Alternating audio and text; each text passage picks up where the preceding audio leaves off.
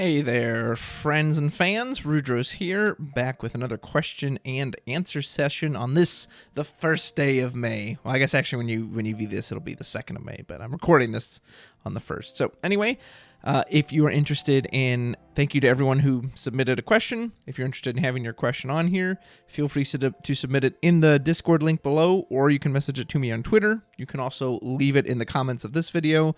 Just put the question, like put a Q&A right before the comment, so I know that you want it on the video and you're not just asking it for the video's sake. And if you've asked one before, there's no limit. You can ask 5 questions. You can ask one every week. Doesn't matter to me. The more the merrier, the way I say. I would rather have the problem of like, oh, there's too many questions every time, so I have to delay them to future videos, than to be sitting there like, oh my gosh, like only one person wants to ask something. And as a reminder, as you'll see with some of these questions coming up, it doesn't have to be strictly TCG related, so that's how you can submit. Let's get right to it, shall we? Our first question is from Transcendent Lance. This was actually asked last time, but I delayed it till this week. So this is, he says, and a legitimate question, with you moving more so to casting, there's a spoiler section there, are you planning on organizing online events to create content with? That is an interesting question, and it's something I'd considered. There's a community center somewhat close to my house where you can rent out fairly large rooms, and the people there kind of know me. So I had actually considered doing, like, I don't know, the St. Louis Cup or the Rudros Cup. I kind of like the sound of that, right? And if organized play still hadn't returned, I think I would really enjoy doing that and maybe get some people to come into town. I'd have to have some pretty good prizing, which means I either need donations or money. However, at this point, now that official organized play has returned, I just don't see anyone wanting to spend any money to come do something in person like that. Like, they're going to want to spend all their efforts on that. Now, as far as an online event goes, that's a good question. I hadn't really considered that. Would anyone be interested in that? Like, let's say it was similar to Xanarkand, where you didn't really have to pay anything. You could just compete. You could make it this big day. I could. I would need stuff for prizing. I don't think I'd necessarily have the funds to be able to just, like, make a bunch of prizing for folks.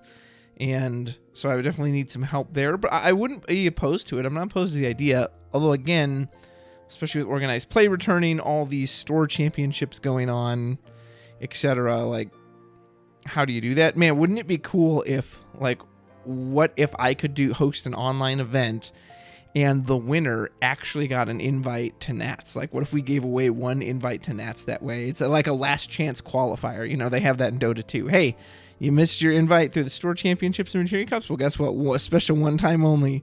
You win the Rudros Cup. You're going to Nationals. That'd be really cool. I don't think that's going to happen. As a matter of fact, I know that's not going to happen.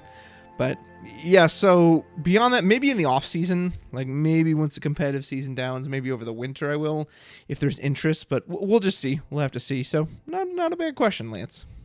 Katsumoto writes, what is your favorite category or archetype you'd like to see more support for? I think it's gotta be Type 0 Cadets. That's one I liked when I first got into the game. I've played the Type 0 game. I've got the platinum on it.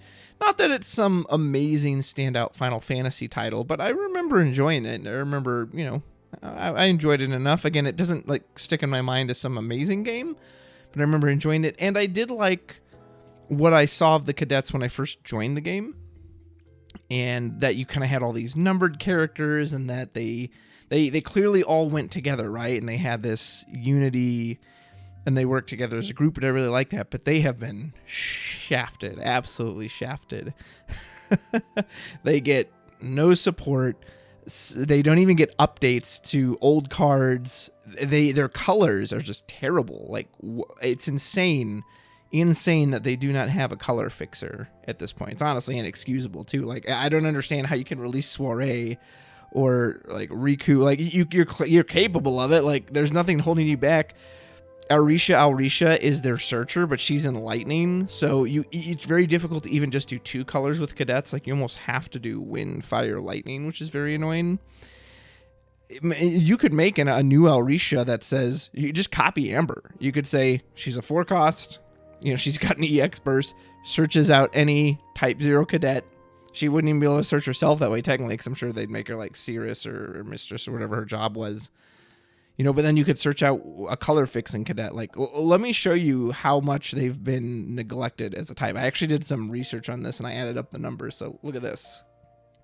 So I looked up every card that has job class 0 cadet, and this is how it breaks down. There are 14 main cadets. These are the playable characters in the game type 0. Look at these numbers. So, of course, you have Ace. He's the leader. He's the poster child for the game, so he has the most. He has 8 cards. His most recent one was Opus 19. Then you have Deuce, who has 2 cards total, the most recent one being an Opus 9. You have Trey. He has 1 card from Opus 3. I mean, prime candidate for your color fixer right there. Then you have Cater, 2 cards. Last one was Opus 13. Sync, 2 cards. Last one was Opus 13. Cease, 1 card. Last one was Opus 3. 7, 3 cards. Last one was Opus 17. 8, 2 cards. Opus 13 was the last known sighting. 9, 2 cards. One of them was a legend, was a multi-element legend. Hasn't been seen since Opus 13. Jack, 2 cards. I got one in Opus 17 for some reason. Before then, you had a card that wasn't even good in Opus 3, most likely. Queen, one of my favorite characters in the game. I really enjoyed playing with that character. She has 2 cards. Both of them came out in Opus 3, a starter, and then I think the other one's a rare or a hero. King, 3 cards. Last one was in Opus 17. I had to look at what that card did because I forgot it even existed. I thought the Opus 9 one was the last one because it was so bad. Machina, 2 cards total. Last one was Opus 15, and it had nothing to do with the cadets. Several of these didn't. Like, all the Opus 17 cards basically had nothing to do with cadets. They were just random cards. You could have named anything. Rem, 5 cards. Comes off a little better. Last seen in Opus 15. Like, look at those stats. That's ridiculous.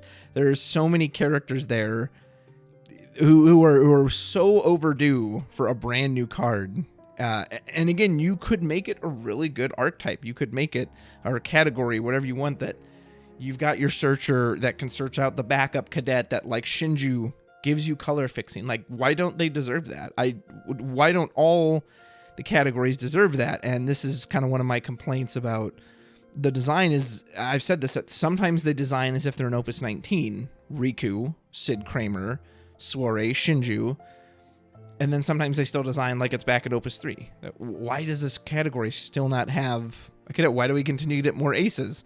I mean, the most recent ace, the legend, like, he's just a fire legend at least. He doesn't require the cadets, but because there's still some solid cards. Like, the 9 legend is solid. The 8 forward is solid. The 7 forward, they're solid. So some of these old cards are still okay, but they're so awkward to play. You always have to go into a Cosmos or a Chaos or some way to help color fix. Like, yeah. So I've always really enjoyed this, whatever you want to call it, tribal category. It's actually one of the stronger ones in Title too. It even has some summons, which is cool, but man, the cadets absolutely have been longing for a boost. And will they ever get it? I can only hope. Formerly Unknown asks, thoughts on the card gimmick of, quote, well, this wedge of the game's gimmick is it gets to draw more cards, end quote. Is this fine, or should card draw be a more universal utility? Excellent question, Formerly Unknown. So, obviously, drawing cards is that the strongest effect you can have in the game? Most likely, right? If you were to adjust, feel free to experiment with this sometime. Play an Opus, play a modern deck and have your opponent play something else. It doesn't even have to be super meta, but like, they get their normal 2 draws a turn, and then imagine you only get to draw 1 card a turn, right? Chances are that 2-draw person, unless there's extreme luck or just like an insane power disparity between the decks, they should win every time because of just the amount of value they're getting. So obviously drawing cards is fantastic. Again, one of the best effects. It's a neutral effect too, in the sense that I think that's what Matisky calls it, because it doesn't require anything of your opponent, right? I could have the best removal summon in the game that kills a forward, but if they don't have a forward to use it on, well, that card can't do anything right now. I have to wait for my opponent to do, whereas drawing a card is just a benefit for me. The only downside is it puts you closer to deck out, but that's part of the game. You got to draw cards to get better. So drawing cards is mainly a water thing and a wind thing, because wind does everything. And I mean, is that fair? Like, I do like the idea that it has an identity. Oh, water is kind of the draw element. However, because it is such a universally good effect, we're probably at the point that, yeah, like, other elements need to do that. And you can do that in interesting ways, right? It doesn't have to be a generic draw. I'm going to use Magic the Gathering as an example, which if you haven't played Magic or any other TCG besides FF, I highly recommend you do it, because it gives you, for me anyway, it gave me so much appreciation for both games. It lets me see things. Wow, Magic does this really well. I wish FF would copy that. And then there's things I said, wow, I really like the way Final Fantasy does that. I wish Magic would copy that. So in Magic, every color element, I don't know how they refer to them as, maybe there's colors, has card draw, but it's in its own unique way, right? Usually black swamps will draw cards, but at the cost of your own life. So you have to give up life, and then you get more cards. In blue is kind of the more generic, just straight draw element. Red is incredibly interesting, that it's an aggressive element, but the way it draws cards is it'll have spells that say exile the top 2 cards of your deck. You can, until the end of the next turn, you can play them, normally, which is cool. Right? That, okay, you're not technically drawing them into your hand, but you are getting access to more cards. So I would love to see FF do something like that. Water can be the straight draw element, but then give fire. Hey, when you burn something, draw it off. Brynhildr kind of does that, right? Or fire has this burns cards off the top of your deck, like the 2-headed dragon, and then until the end of the next turn you can play that card, or that turn you can play that card. Probably needs to be the end of the next turn. Like, FF is experimenting with a few cards that do that, but they're so high rolly, because it's literally, you have to hit it right that moment and be usable, otherwise it's worthless. So if you give it till your next turn, then okay, well, maybe I can't use it this turn, but maybe in the following turn I can. So yeah, I think they could do that. Again, don't just make it a straight draw. Don't make lightning and water and everything is like, yeah, enters a field, draw a card. I do like the idea that that's water's thing, that wind likes to copycat, but you can, in more unique ways, give other elements that, earth. I think that was kind of the idea with Sophie, right? Is that, earth likes really big characters forwards. If Sophie gets really big, now you get the water element, you get to draw on top of it. So maybe something like that, although maybe make it a little more interactable. But yeah, I do think drawing needs to be, in whatever form or another, available to all the elements, because otherwise you'll always have this disparity, right? Why is lightning and ice considered two of the weaker elements? Because they don't have any draw value like that. They can't just sit there and cycle through their decks. They don't have cards that do that. So, of course, they're always going to fall behind against a deck that can just generate that kind of value. So, great question. Bloodfist, lesser mad scientist, I do love that name, asks, do you think elements have maintained their initial identity, for example, fire is burn, ice is freeze, etc., or have the elements changed their identity over time? Fine question. Overall, I think, yes, they have maintained their initial identity, with one notable exception, and I'll give you 3 guesses which one that is, and the first 2 don't count. I would say overall, though, they have. Of course, there's going to be some cards that disprove me. Like Man in Black, X-Death are perfect examples. None of the text on either of those 2 cards is lightning text. It's all earth text, but they're purple anyway. But for the most part, yes, and probably to their own detriment. Fire has never done anything but just burn your opponent, and then it has a haste, maybe first strike on occasion.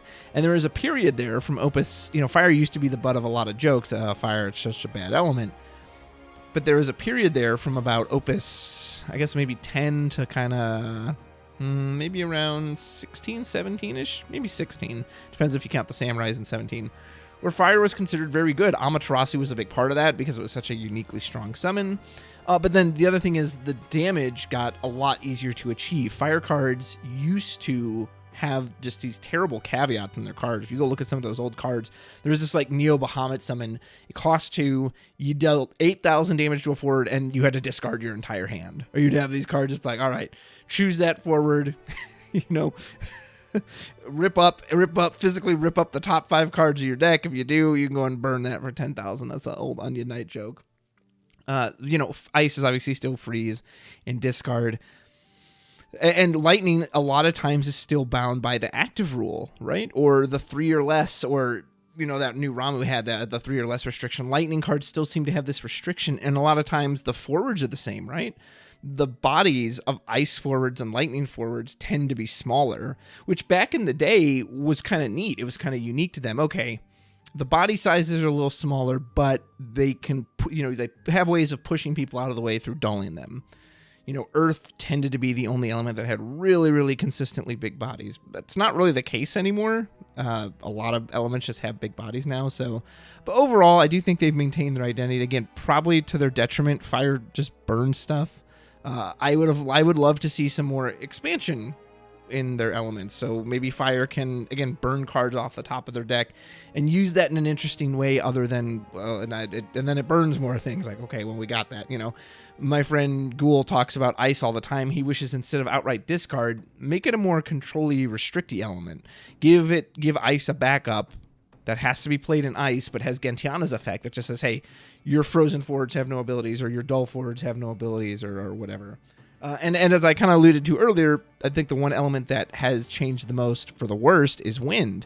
If you look at a lot of the Opus 1 wind cards, its main thing was activation, which was neat, and it makes sense. It's the wind, gives you all this CP back.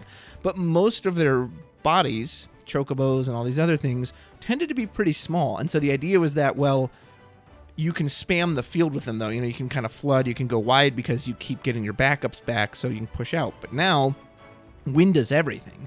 I made a video why wind is broken way back in Opus 12. That video is still relevant. Go look it up. It's a great video. I'm very proud of it. That it has straight break as its removal. It has things like Typhon, which is, I don't even know what you call that, back to deck removal. It has ping damage, Bismarck, Luso, all this stuff. It has board wide damage. It can break backups. It has the best form of discard in the game in Zidane. It has haste. It has unblockable. Like, any effect you can think of in the game, a wind card has it. Maybe with the exception of like Dull Freeze, unless you count Yuri or something, but he's a light card technically. So yeah, that element, that's part of the reason I think that element is always as strong as it is not only reactivation is of course universally strong in having those many resources, but having all those effects is, of course, why would I burn something with fire when wind can ping it for just as, that Dryad card does just as much damage as a fire card. Why would I waste my time with fire and then have all the negatives that go with that? So overall, I do think they have kept their identity. Except of course there's a card here and there that hasn't matched that. And the dual element cards in particular, most of them, they clearly try to, okay, if it's a earth and a water card, it has an earth effect and it has a water effect. I mean, the ice lightning ones are so blatant about that. Think of the Laguna or the Sephiroth. Okay, here's the lightning effect. Deal, 5k to an active forward. Okay, here's the ice effect. Choose a dull forward, freeze it, make them discard, whatever. So there you go. Olas asks, it's kind of weird to say. Olas asks, I'm going to the Texas Materia Cup and plan on taking either Cadets or Final Fantasy Legend deck. What are your thoughts on self-sabotage? Well, the first question I ask anyone when they say, hey, what do you think I should take to this tournament, or what deck should I play, is, well, do you want to have fun or do you want to win? So if you want to win, self-sabotage is terrible. You should take a meta deck, Not saying you couldn't surprise folks.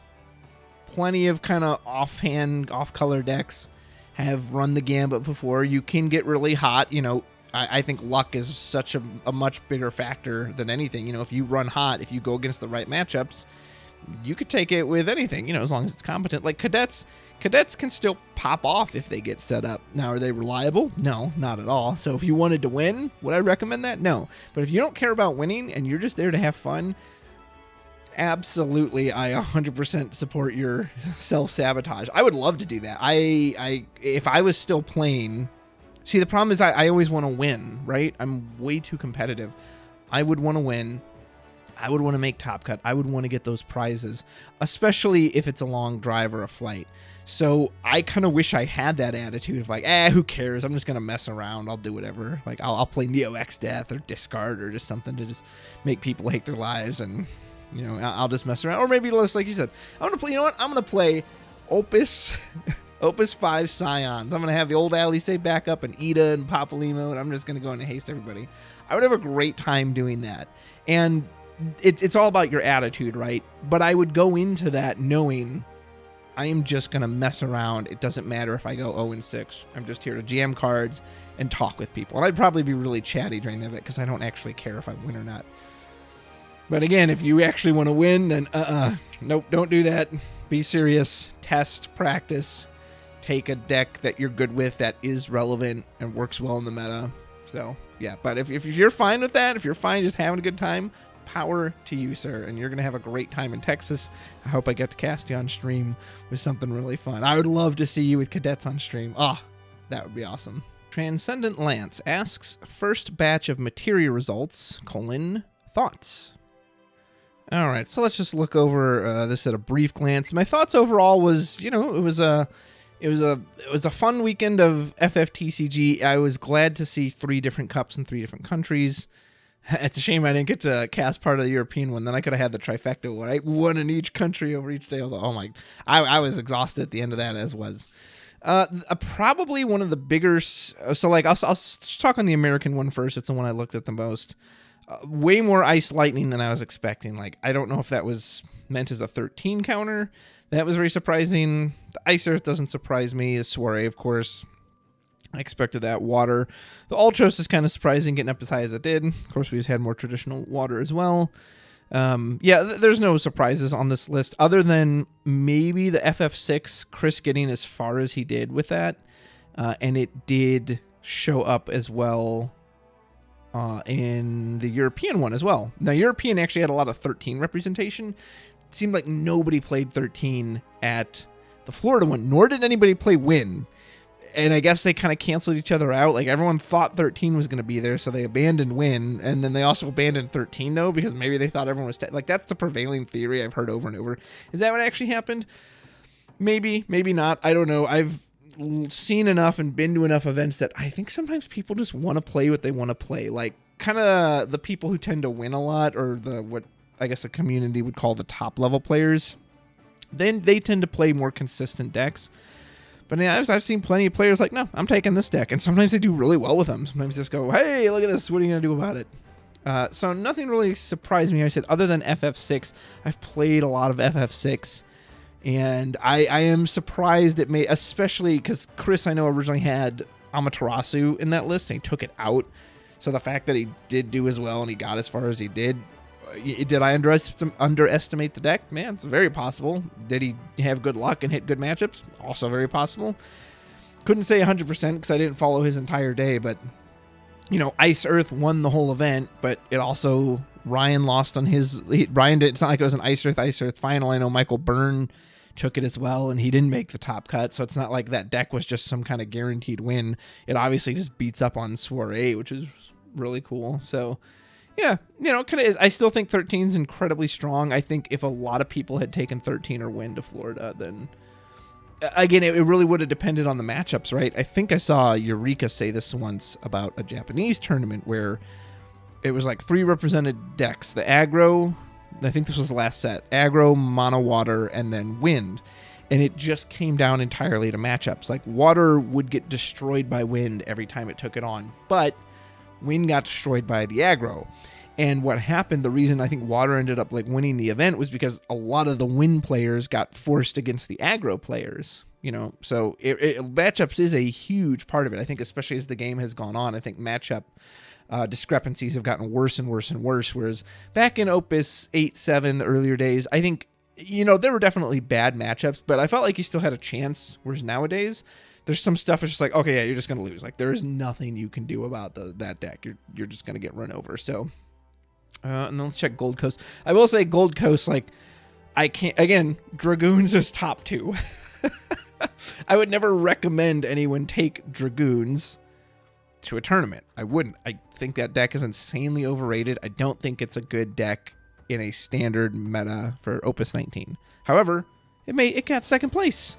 Now, I watched those finals. It never felt like it even had a chance against Soirees. Again, it looked so bad in those finals, and that's nothing on the player, because I always have to put that caveat out. It can't just be assumed. It's nothing on that player. It's just, it's a mismatch. What are Dragoons going to do against these Soiree, Warrior Light, EX Burst stuff? Nothing. And when you see that, you're like, gosh, how did this deck make it as far as it did? But it did. It absolutely did. Same thing with Final Fantasy VI. I wouldn't recommend someone take that deck to a tournament. And it won the European one and got second place in Florida. You can't deny those results, right? So it just shows you that, dude, even a deck like Dragoons, Cadets, who knows, whatever, if you get the good matchups, you run hot, you can do some crazy things. Like, now, does that tend to be the outlier? Yeah, I think so, but who knows? I'm just sitting in my computer making guesses, so maybe that is the way. Who knows for sure? But yeah, the Dragoons I think are surprising, and the Final Fantasy VI are the surprising ones. Everything else is kind of like, yeah, I pretty much expect that. Ghoul02 asks, which soiree member are you? That is an interesting question. So when I first read this, my initial instinct, I don't think I am quite beautiful enough to be any of the lovely ladies. I do not have the assets they have. So I initially kind of defaulted to the guys who I believe is Elvis, Irwin, and Pekiota. And so my initial thought was definitely Irwin. He's the ice version. Ice is, I guess, kind of my element now, which is just so weird in a way. And, he has a cool effect, and I do like his art, too. He's kind of here. He definitely represents the combat butler. He's got a very fancy suit. I do like the ice sword. I do like the art on this card a lot. So this Irwin was my initial pick. To be fair, I don't really know a ton about their personalities because I never got that far in the game. However, I think I'm actually Madame Adele. I'm very much a leader type over a follower type. I kind of set my own path. I do it. I'm the type of person that at a meeting, at work, someone will ask a question and no one will say anything, and so I'll speak it. Well, I'll answer it, or say, hey, who wants to, touch this thing? Who wants to do this thing first? And okay, well, I'll do it. So I think her being the one that brings them together, I think that is very much who I am, that she protects them as well. Whenever I play a video game, I always play the healer class. So when I played Final Fantasy 14 or playing Diablo or any other game, Resistance 2 back in the day, I play the healer. That's what I like to do. I'll play it in Heroes of the Storm. I love healing. I like being the healer. So the fact that Edel is there, she leads them, she protects them all. Like, she brings them back when they're down. Yeah, I'm definitely Madame Edel. Again, definitely not as attractive as she is. But, hey, someone give me the cosplay, man. I won't have the vavoom, but get me the coat and the fur, and I'll sit there with the, fake cigarette and just lead everyone away. That would be amazing. So, yeah, I'm definitely Madame Edel. Dragon Lord asks another question. What are your thoughts on them reprinting cards in newer sets, and should they focus on printing old heroes and such? Additionally, should they reprint Legends outside of the full art legacy reprints? Really good question, Dragon Lord. I remember when, I think it was Opus 9, or was it Opus 10? Maybe it was even Opus 8. When I really kind of started playing the game, I joined near the end of Opus 7. And I was kind of frustrated that I got reprints of cards. So I think they reprinted Hecaton Kyre, the backup breaker, in Opus 8. I think they also reprinted, was it an Ifrit? Did they reprint an Ifrit in there? They reprinted something else. An Odin. I think the 7-cost Odin was reprinted in there. And I have to admit, I just don't really like that. I think they did it in Opus 15, was it, too, with the crystals? Where, they reprinted, was it, the Famfrit? Or the Ramu. I know they reprinted some cards that was we already have these cards, and then here's them coming out again. I don't like it because it dilutes what we get from the set proper, and we already get so little in the sets proper. 130 cards, maybe 30 of them are playable. There's so much filler and junk already in these, so part of me kind of doesn't like that because it feels like, I don't want a slot taken up for this old card that I've already got. Now, at the same time, kind of what I just said, right? Well, there's a lot of junk and filler in these sets anyway, and maybe you should. Maybe that's actually a better use, is to reprint something that's actually good than to just come up with some bland card that King from Opus 17 that no one even remembers exists because it's so bad. Now, as far as Legends, it kind of depends, right? So I don't really get into market value a whole lot. So someone who cares more about market value would have to explain their thoughts on this better than I could, because I understand that, when you reprint something, you take away its older value, right? But that can also be a good thing. Amaterasu, I saw someone in the Discord today asking for a reprint of that because it's expensive. And I don't know how long Magic sets stay in print, but FF sets seem to go out of print very, very quickly.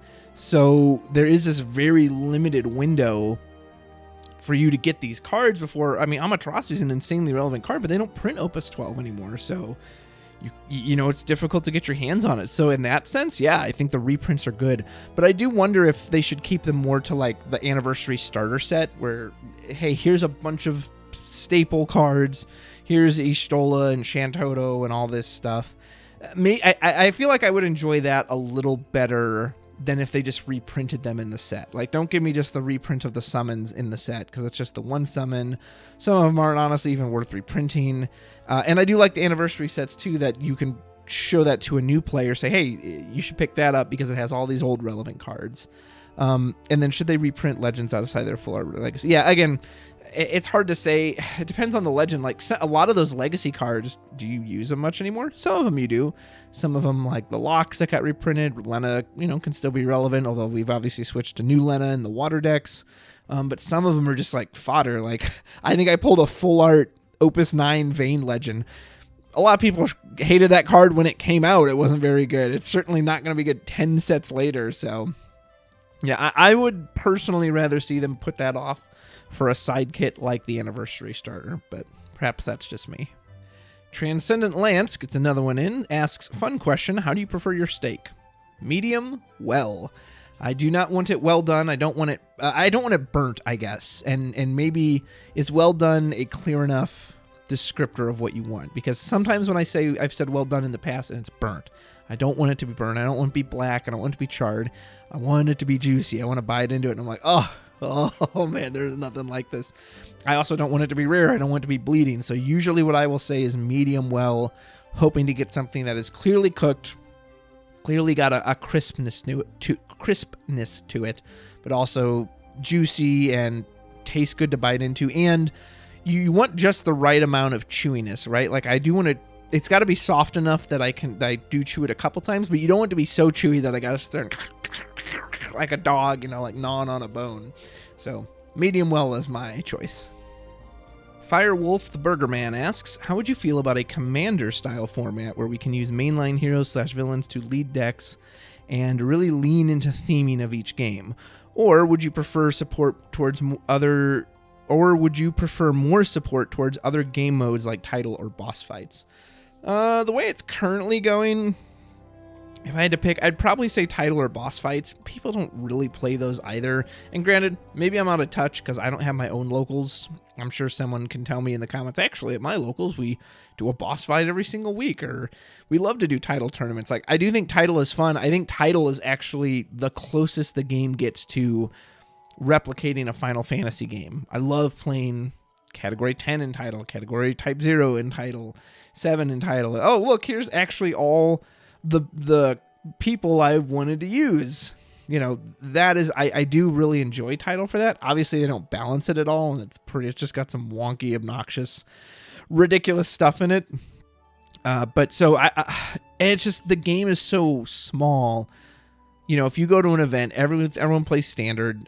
They're having enough trouble pushing L3, L6, at least outside of Japan, because I don't think anyone really wants to play those either. Like, I think you want to play with all the cards available to you. So, I mean, I wouldn't be opposed to it, but some people have tried that. I think they called it like a champions format, and I just don't think if you're going to push it, like, you have to have some place to show that off, right? You can't just say, hey, here's this commander style format, and then you can play it on your own if you find 4 people. I mean, maybe you could, and maybe it would catch on. Maybe it would be really successful, because I know Commander is super successful in Magic. So maybe if they did, maybe it would. Maybe boss fight. I don't know. I just never hear a lot of buzz about boss fight, even though 4 players get to play it, and it does emulate what an FF game does, right? Where you have a big boss and you have party members. But maybe people don't want that. Maybe they would rather have a 3v1 kind of situation, but not as the boss where, like, hey, it's a free-for-all is a more appropriate way to say that. Yeah, that's a good question. But for me personally, again, I feel like what they already have doesn't really get pushed or supported well. So let's start with that before we come up with even more new stuff. And our final question, Firewolf / the Burger Man asks, with FF16 on the horizon, how long do you think it will be before we see Category 16 cards? And do you think it will lead to more summon forwards based on what we've seen in the trailers? Good question. I have no way of knowing, so pure speculation on my part. Let's see. Strangers of Paradise came out March 18th, 2022, and we just got our first card spoiled from that, a Jack Garland card for Opus 21, which will be closer to the end of the year, like November. So it took about, I guess, a year and a half roughly to see that. So if that trend holds true, 16's scheduled to come out in June. So maybe by the end of 2024, if that same timeline holds true. Now, granted, FF16 hopefully will, hope to God, is a much bigger deal than Strangers of Paradise. So maybe that will have an influence on it. One can only hope. As far as the summon forwards, I don't know, maybe. Like, I guess the most they tried to do that with was the primals from 14. I don't know 16's story. It seems very summon focused. But also, so is Final Fantasy VI story. Final Fantasy VI, the main character is an Esper. The daughter of an Esper and a human. And Madeline doesn't have any cards. John Schreiner and Snugsy and I will talk about that all the time. We'll both complain. There are so many Espers from 6 they haven't even made into cards. But then again, some titles also just become black sheep. And what they do love to do, they love to push the new modern game. So because 16 is a modern game, yes, I will predict we will see more summon forwards, or at least summon cards based on that. Because even though, again, if it comes out a year and a half later, a year later, everyone will have already bought the game at that point. They feel the need to we got to sell it, we got to advertise it. So yes, that would be my prediction. I'm going to say, just for prediction's sake, we will see an FF16 card in Opus 23. 23? Yeah, 23. That'll be my guess. We'll see if I'm right. Probably won't be. All right, that's all the questions for this week. Remember, if you want to ask a question, we've got comments below, Discord, Twitter, whatever you prefer. Thank you to everyone who submitted them. Hope you got some enjoyable answers. And for everyone else, I appreciate you watching. Feel free to like and subscribe if you like what you see here. If not, appreciate you watching anyway. And there's a Patreon if you would like to donate and help the cause of trying to push towards bigger and better things in the future. So until next time, take care.